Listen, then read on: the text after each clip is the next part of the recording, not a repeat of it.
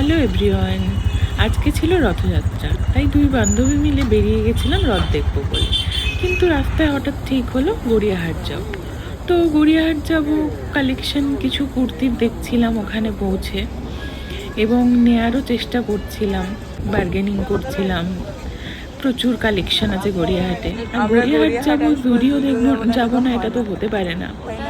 তো আমি আর প্রিয়াঙ্কা দুজনে মিলে জুডিও গেলাম, জুডিওতে কিছু শপিং করলাম, এবং ওখানে মিররে একটু সেলফি নিচ্ছিলাম দুজনে। তারপর বাড়ি ফেরার পথ পেলাম, বাড়ি ফেরার পথে হঠাৎ দেখি এনাদের দর্শন। ঠিক গড়িয়ার মোড়ে গাঙ্গুলি গ্রুপ রথযাত্রার পদশোভা বের করেছে। তো জগন্নাথ দেবকে দেখে এখানে তো আমরা খুবই আপ্লুত হয়ে গেছিলাম, কারণ আনএক্সপেক্টেড ছিল এটা পুরো আমাদের কাছে। তো আমরাও একটু ওদের পদযাত্রায় অংশগ্রহণ করলাম, এবং এখানে হরিনাম সংকীর্তন হচ্ছিল, এবং এখানে এরা জগন্নাথ দেব, সুভদ্রা, বলরামের মুখোশ পরে বসেছিল, আর দেখতে পাচ্ছেন এখানে। আর আপনি আস্তে আস্তে দেখতে পাবেন যে এখানে এই যে এনার দর্শন দেখবেন, ইনি সবার শেষে ছিলেন, রথে করে ঘুরে বেড়াচ্ছিলেন।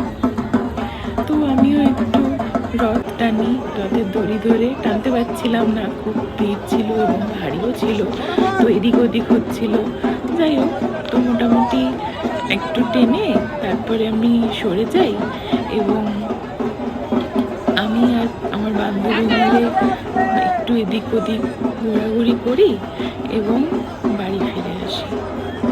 এই হচ্ছে আমাদের রথের ইভেনিং।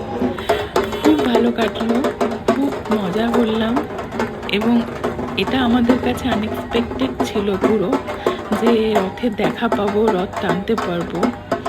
তো যাই হোক, খুব ভালো লাগলো আমাদের এটা।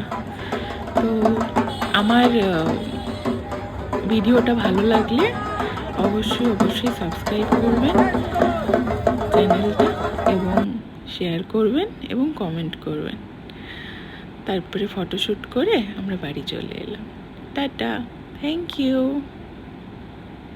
হ্যালো এভরিওয়ান, আজকে ছিল রথযাত্রা, তাই দুই বান্ধবী মিলে বেরিয়ে গেছিলাম রথ দেখবো বলে। কিন্তু রাস্তায় হঠাৎ ঠিক হলো গড়িয়াহাট যাব। তো গড়িয়াহাট যাব, কালেকশন কিছু কুর্তির দেখছিলাম ওখানে পৌঁছে, এবং নেয়ারও চেষ্টা করছিলাম, বার্গেনিং করছিলাম। প্রচুর কালেকশন আছে গড়িয়াহাটে, আর গড়িয়াহাট যাবো জুডিও দেখবো যাবো না,